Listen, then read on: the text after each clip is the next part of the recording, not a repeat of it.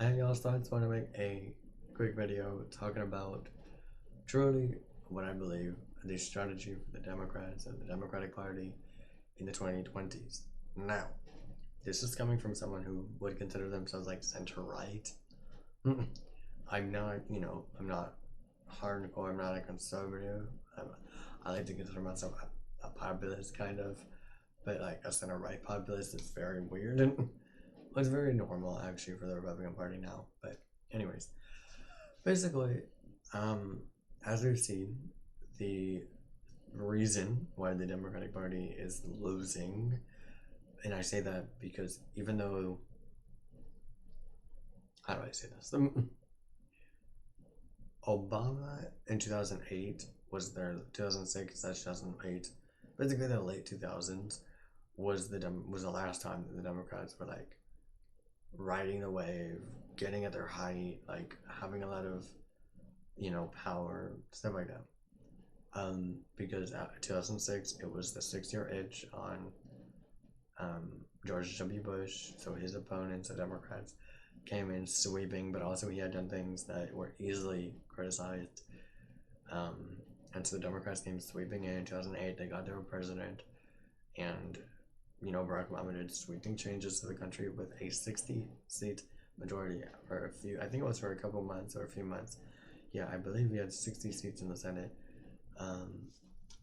And then he passed Obamacare, and he passed a banking act that completely transformed the way that the banks work, now a banking system. He also did things to try to relieve poverty.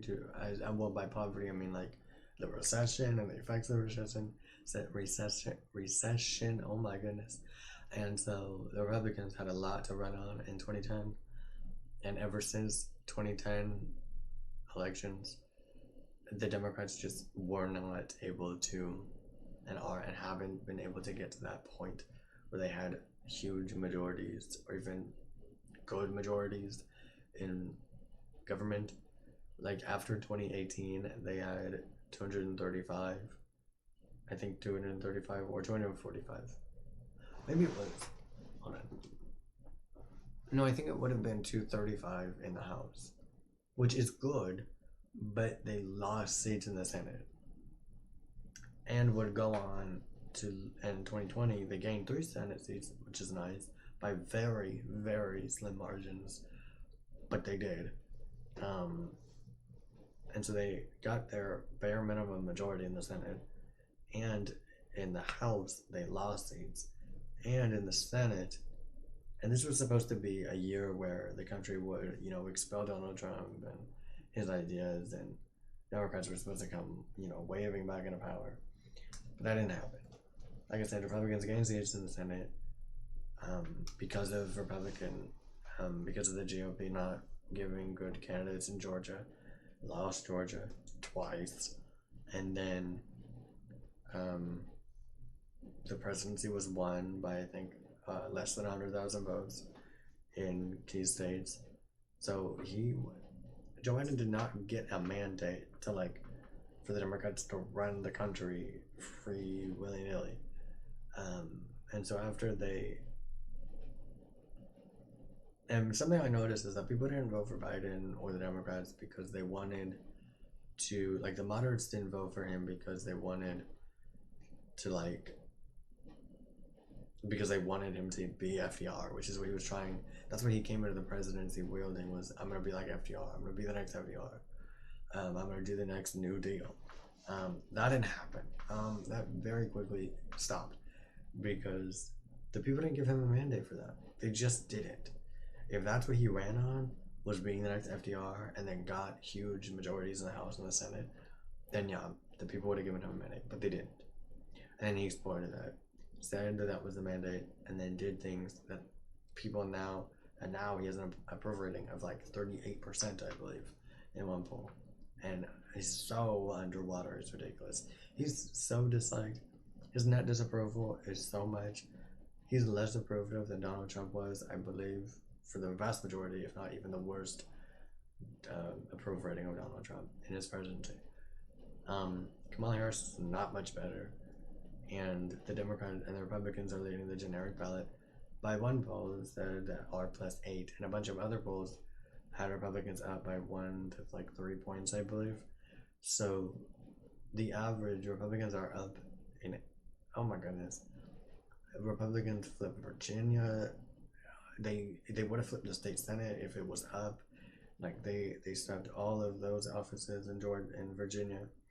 They shifted New Jersey like 14 points or 14 to 16 points. I don't remember. I think it was like 16 points to the right.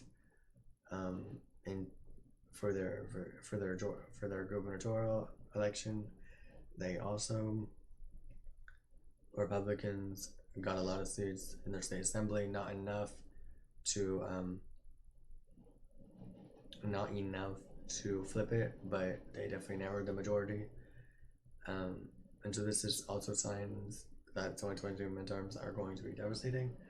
And I made a video previously, like a while ago, on why it's gonna be like 2008, but a repeat basically, but with Republicans.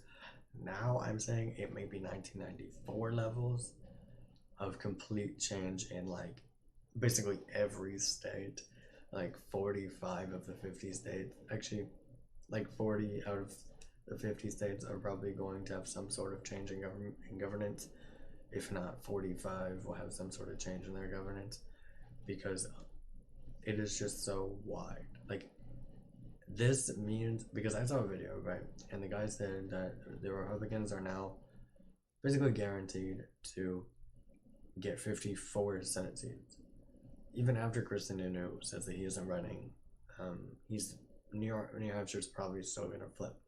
So that's why I'm like, and the Republicans have all this energy and momentum that the Democrats had back in 2006 and 2008. But, my goodness, I can't think.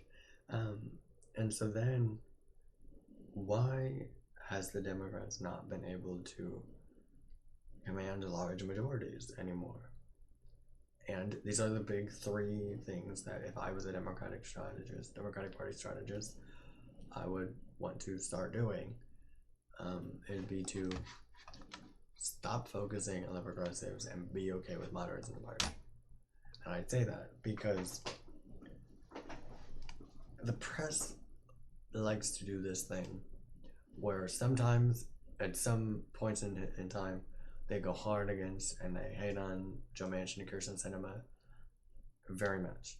On other times they love on them, and it's weird. But I'm like, and they need to just stop listening to the progressives. The people don't, as we saw by 2020 and 2021, the people don't want the next FDR or transformative president. The majority of Americans just didn't want Donald Trump. So I'm like, stop focusing on the progressives. They're losing the moderates. Oh my goodness. Anyways, and they're losing the moderates. They're losing Hispanics because of their immigration issue, which is what this second point is, to stop the bleeding with Hispanics by moderating on immigration. They need to not be open borders, and they need to not, I don't know, fly illegal immigrants into states, or supposedly, and I don't know how confirmed it was, but supposedly the administration was thinking about paying illegal immigrants. And I don't know how real that is. If it is real, that's wild. If it's not real, I still believe it. Like, I still could imagine it happening, because in the Biden administration, when he was running in 2020, he very much was big on open borders. He vehemently disliked the border wall that Trump was building.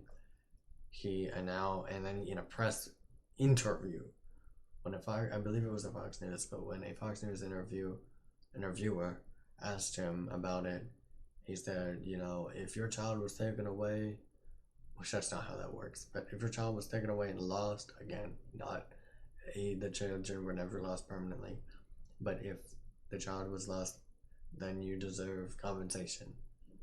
And so I'm like, okay, so he himself, on one hand, is saying it's not real and it's not happening, and on another gets angry about it and says that you should get compensation. I don't know, But basically, moderate yourself on the immigration issue, and they'll stop the Hispanics. And basically, not let Republicans. Which, by the way, this is not a strategy. I don't think that this does not need to be a strategy for the Republican Party, and they need to stop doing it. But basically, don't let the Republicans in Florida be able to weaponize socialism against you. And third, start to reach out to Midwestern farmers and ways to help them. And I say that because the Democratic Party has listened too much to environmentalists, and that comes from someone who I'd love to, reduce climate emission, reduce carbon emissions and reduce our carbon footprint and this, that, the other. I'd love to do that.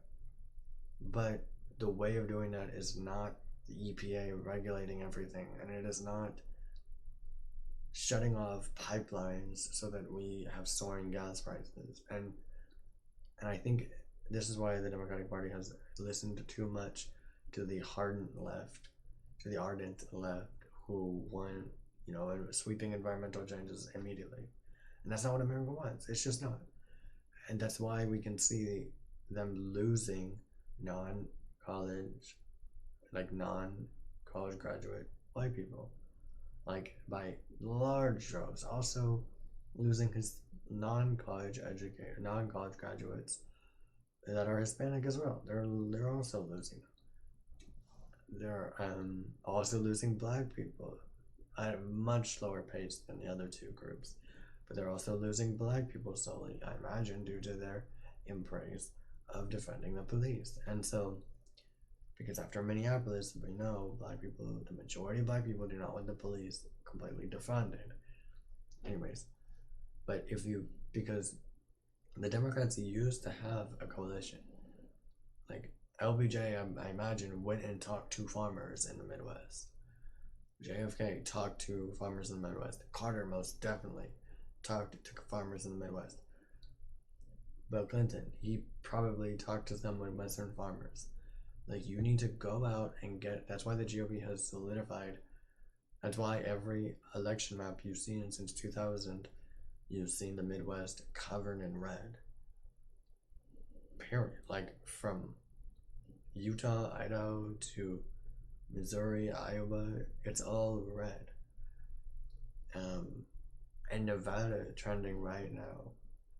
New Mexico kind of trending right now.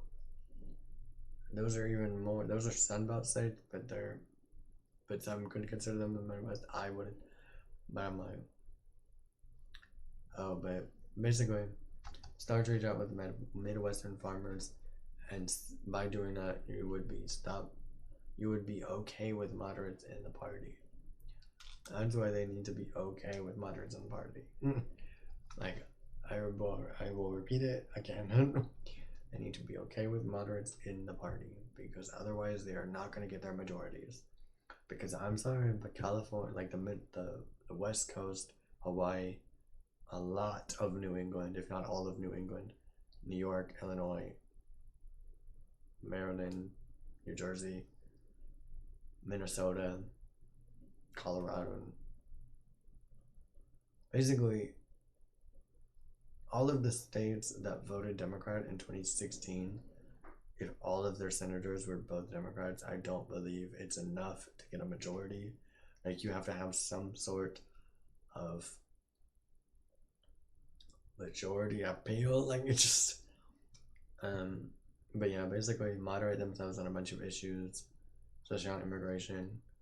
Also try and help out farmers. That was a big thing, I believe, for a certain time in the Democratic Party, was to help out farmers, because farmers are probably most likely a lot of the time non-college graduate whites.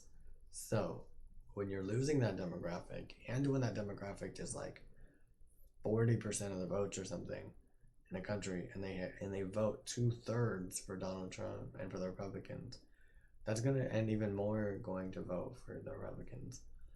That's going to have a huge sway on the elections. And so that's what I'm like, strategy. If I was a Democratic Party strategist, stop focusing on the progressives and be okay with moderates. Stop the bleeding with Hispanics by moderating on immigration.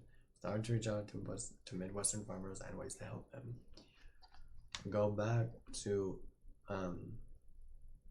go also another one would be go to Wisconsin, Michigan, Pennsylvania, and ask them what their policies have done to them, or what they think that, or what those Rust Belt people, those industrial blue collar workers, think like what has happened to them and their and the effect of federal policies on them, and then I imagine, and then basically stop being so extreme on environmentalism, bring back the pipelines, maybe with some regulations, but bring back the pipelines so that those people get their jobs back. Try to encourage manufacturing and industry and stop outsourcing it to China. I know, kind of wild, but yeah, that's my video, and I'll see you in the next one. Goodbye.